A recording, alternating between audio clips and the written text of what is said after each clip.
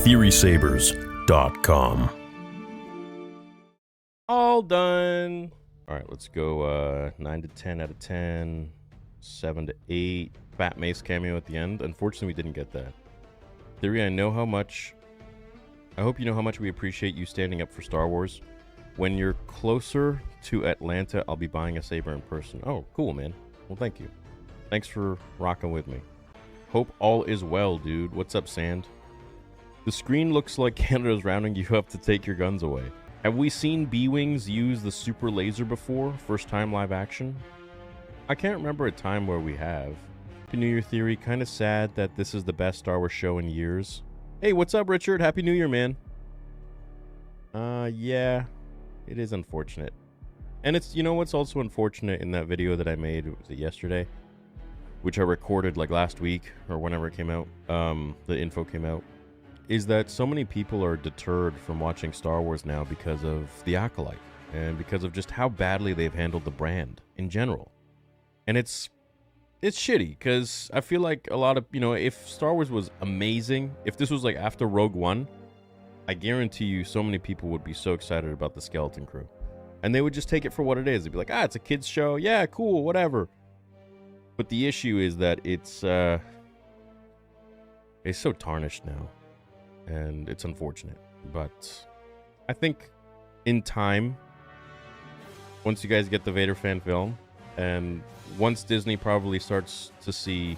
Unfortunately, I think for them to see, it really has to go into the dumps, like, entirely. And they're doing a very good job of that. So I think they need a couple really good projects for them to be like, oh shit, what's this massive uptick in revenue and interest? And then people will be like, oh, all right, well, maybe we should do more stuff like that, like actual creative Star Wars.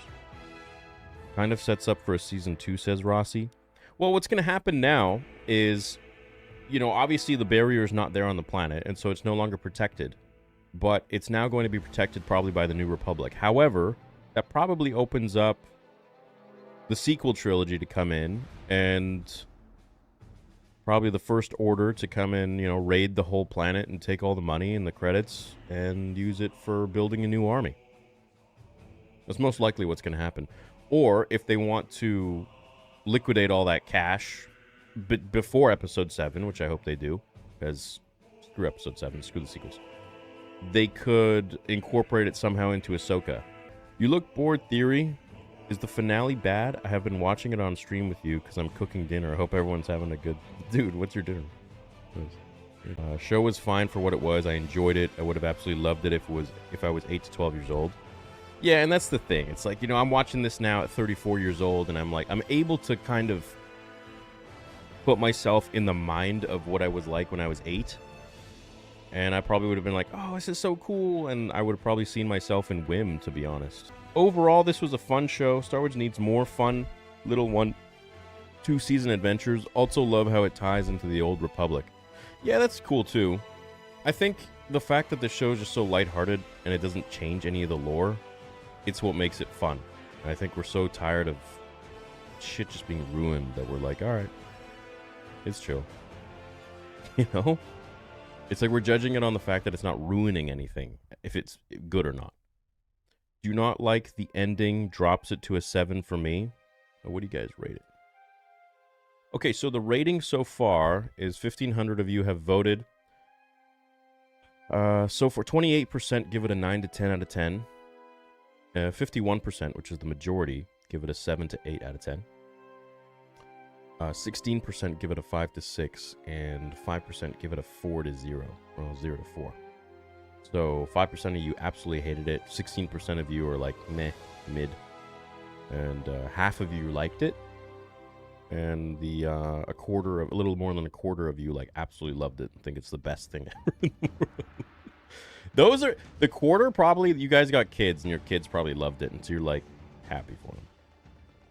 And that's who it's for. 7 to 8 in totality, says emergency medical tactician. Would be higher if it stuck the landing better. What would you have done? What would you want different? Biggest super chat of the night by CB Folk. He's becoming a household name here on the channel. $100 Canadian. This is tough to say, but it's a small step in the right direction after the Acolyte. First of all, thank you for that big super chat. And I love seeing the red super chat, so it's really helpful. But I have to say, anything after the Acolyte is probably a step in the right direction.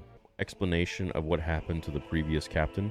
Why hide his face and make it all mysterious?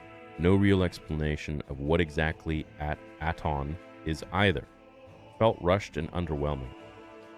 Well, it was like an introduction to all the characters, I think, and they went to a whole bunch of different planets where I feel like they could have spent more time on the different planets and less time on